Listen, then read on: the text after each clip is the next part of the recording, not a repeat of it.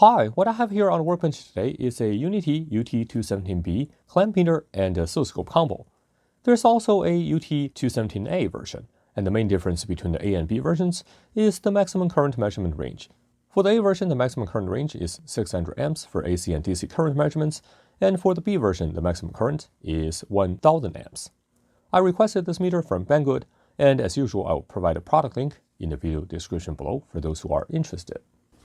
You probably remember I reviewed an CMS101 CMS101 on the channel a little over a year ago, and the meter looks pretty much identical to this UNI-T meter. I recall seeing on EV blog forum someone mentioned that the UT217B is essentially a rebranded CMS101. Of course, because I have both of the meters here, I want to see it for myself. As you can see here, these two meters side by side, they look pretty much identical, except for the color. And let me power them up. Let's take a look. And you can see that they are essentially identical. Of course, the UT217B booted into the oscilloscope mode, whereas the CMS101 booted into the multimeter mode. But I can change that. So from a glance, the user interfaces look pretty much identical as well. Now, naturally, the first thing I'm going to check out is whether these two meters are identical inside. So I'm going to open up the UT217B first. Before I open it up any further, you can see that it's powered by a single 186050 cell. The capacity of the cell is 2.6 amp hours. And I just opened both meters up. You can see here the O1 is on the right, the UNI-T is on the left, and both of these from a glance look pretty much identical. And you can see here even the battery supply are exactly the same. The left hand side is for the UNI-T and the right hand side is for the O1. They're the same brand, same capacity. And now I'm zooming in on the UNI-T 217B, and here you can see the date code is 2025, the 42nd week.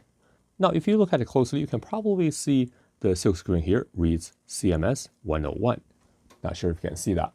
So indeed, the UNI-T UT217B is a rebadged CMS101. The rebadging is confirmed. Now, interestingly, there are a few differences between these two boards, mainly around this Rebadged capacitor area. Presumably, the PCB in the UNI-T is of a later version because the UT217B is much newer than my CMS101. Now, to be honest, I'm actually very surprised to see this Rebadged capacitor here. You see, in the CMS101, they use a tantalum capacitor for this, by the look of it, C26. And here, you can clearly see that the footprint had changed on the PCB. It is much smaller. They have this ceramic capacitor. Then we have an electrolytic capacitor in parallel with this ceramic one.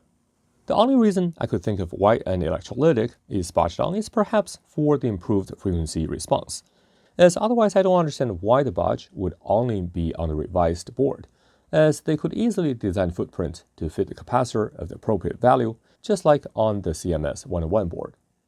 And also, it appears that in the UNI-T, the 8-pin LM356 has been changed to a 6-pin package. If you look at the original O1, you can see here, this is the LM356 right here. Now, I guess fundamentally, there's nothing wrong with rebadged products. By rebadging O1 CMS101, UNI-T certainly has given a nod to the quality of the O1 product. Of course, because UNI-T is generally considered a higher-end brand compared to the O1, you are paying a premium for essentially the same thing here. Anyway, besides this Rebadged capacitor, everything else looks pretty well thought out. You can probably see the isolation slots around the resistor string at the input, which is for handling the high input voltage, although there's only a single PTC and no MOF around the input. The main microcontroller used on this board is an HC32F460, which is an ARM Cortex-M4F microcontroller from HDSC. And here is our multimeter chip. Again, there's no marking on it, but this is a 20,000 counts meter. Of course, that 20,000 counts resolution is for the voltage range, and for current is only at 2,000 counts. And the chip up here, that's an op-amp. The marking is 02330A. I think that's an OPA 330, which is a zero drift op-amp. And that's clearly used for amplifying the signal from the current clamp. So overall, besides this Rebadged capacitor, everything else looks excellent. Because the UT217B is essentially an O1 CMS101, so I would encourage you to check out the video where I did an in-depth review of the CMS101. For completeness though, I'm going to run through some tests just to make sure that it behaves the same as the CMS101. But I probably won't be going through every single function because I already did that with the CMS101. So be sure to check out that video. Very briefly on the specifications though, the UT217B is capable of measuring both AC and DC current up to 1000 amps in 3 ranges, just like the CMS101. Not surprising at all, as after all, it has a CMS101 circuit board inside. It supports either auto-ranging or manual ranging, and also can measure inrush current. The built-in oscilloscope has a sampling rate of 5 megasamples per second, as you can see here, and can measure either voltage or current waveforms. When measuring voltage waveforms, the bandwidth is up to 1 MHz, as you can see here, and when measuring current waveforms, the bandwidth is up to 1 kHz. Having the ability to observe current waveforms using the clamp is, in my opinion, one of the main reasons you might want to pick up a meter like this, as otherwise you will have to rely on an oscilloscope and a dedicated current probe. Now, the current bandwidth is actually fairly modest, but still it should be sufficient for measurements in a lot of situations. Alright, let me power it on again and we'll do a few measurements.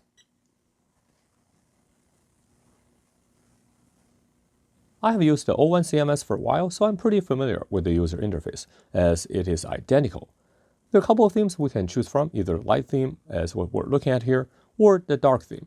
I think I will leave the display in the light theme this time, as when I reviewed the CMS101, I used the dark theme, so just to mix things up a little bit.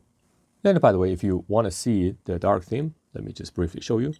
You go to here and you can select the theme, and that's the dark theme. Now change it back to light theme. So I just realized that there is actually some difference between these 2 meters, mainly in the functionality of the side button here. You can see both meters have a button on the side, and it says hold on the O1, but it says hold and 0 on the UNI-T.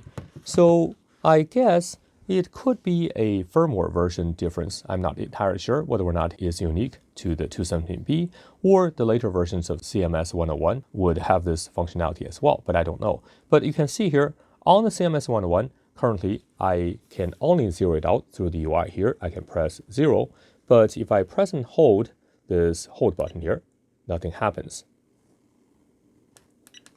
Whereas on the UNI-T, you also have the ability to zero out from the UI here, but you can also press and hold the side button here, and it will zero out the reading.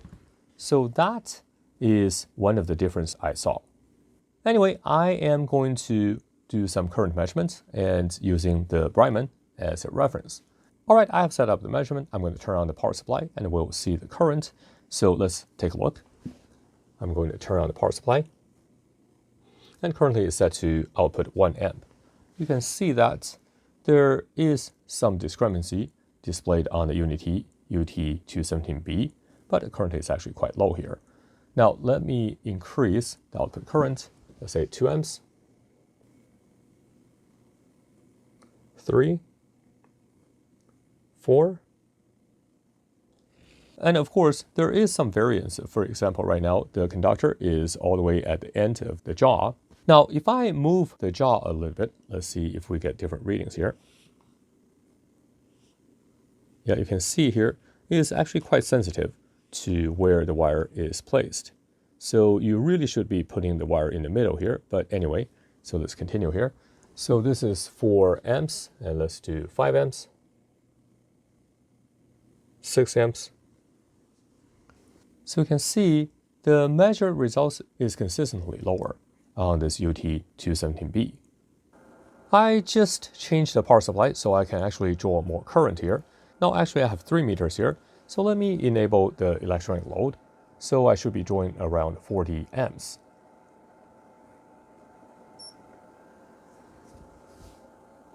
And you can see that the readings from the CMS101 and the UT217B are quite comparable. Of course, on the highways, we're reading a little bit higher. So I would say in this case, the UNI-T reading is actually pretty accurate. Now let's take a look at the AC side of the reading with the same power supply. Let's turn it on. You can see that we're roughly drawing 1.4 amps. And again, the highways is on the higher side. Now let's actually switch to the oscilloscope mode and we can take a look at the current waveform. And you can see, of course, we don't have enough resolution, but this is the best we can see. But you can actually tell that we have a sinusoidal here, and that's because the power supply back there has power factor correction built in. Next, I think I'm going to show you some of the voltage waveforms. And for that, I'm going to hook up the leads. These are the stock leads. You can see there's nothing special. And these feel relatively cheap. Let's take a look at the tips here. Yep, these are just standard nickel-plated tips, not gold-plated. Anyway, let me plug these in.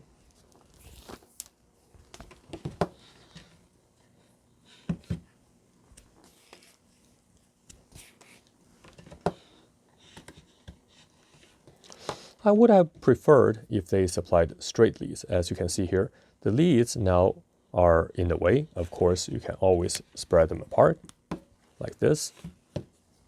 Right now, you're looking at a pulse generated from my signal generator is at 1 kilohertz. And you can see that we captured the signal with no problem. Now, the oscilloscope is actually really rudimentary. You can see here, we can change rising edge and falling edge. This is trigger mode.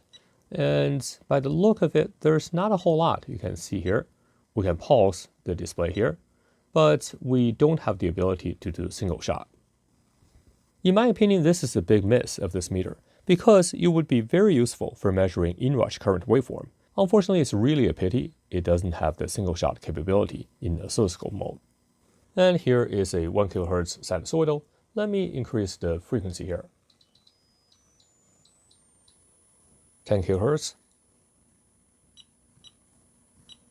Still good. Let's go to 100 kilohertz.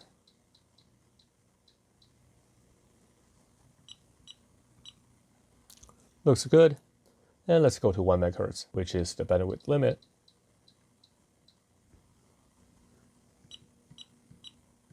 Yeah, you can see that first of all, we only have 2.5 microseconds horizontal division, so I cannot zoom in any further. And also, the waveform is kind of wobbly now. So pretty much that's the maximum you can get on this oscilloscope. And here we just captured an arbitrary waveform. And here we have a staircase signal. So you can see the built-in oscilloscope is definitely useful. And here I'm using my MV216A voltage standard. You can see that currently it's outputting 100 millivolts. You can see pretty much spot on. So let me change it to 10 volts. Yep, pretty much spot on as well. Very good. And now we're in resistance mode. Let me first rail out the meter. To rail out meter, let's tab.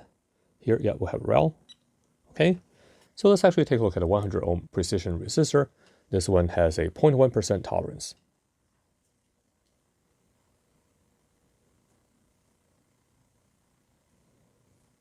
Yeah, you can see that, no problem at all. Let me remove the rail and let's do another one. This one is a 1.25K, 1%.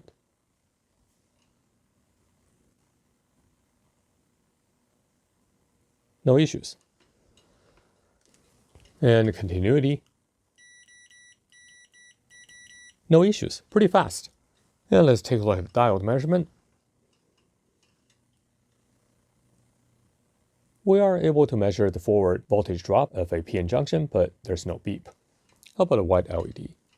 We should be able to measure that because the forward voltage drop, you can see here, can measure up to 3 volts. Yeah, no issues. Here is capacitance mode, and let's actually just go straight to a 100 nanofarads capacitor. Yeah, no issues. How about a 15 millifarads capacitor?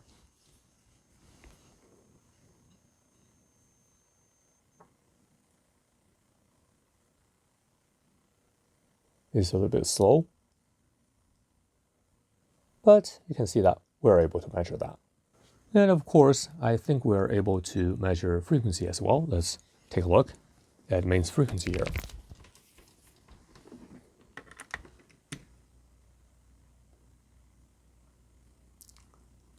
How about NCV? Let's see.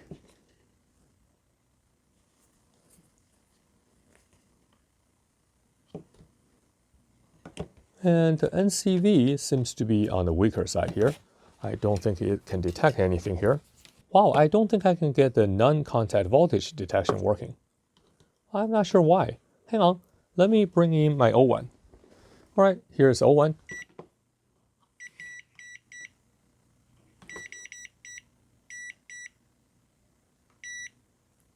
Yeah, you can see that it's not very sensitive, but we are able to detect what's going on with this UNI-T here. Let me turn off the other one.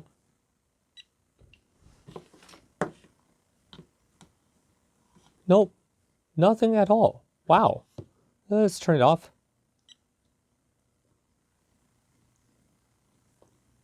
So let's try it again. Okay, so now we got it to work. I don't know why we were not able to detect that before.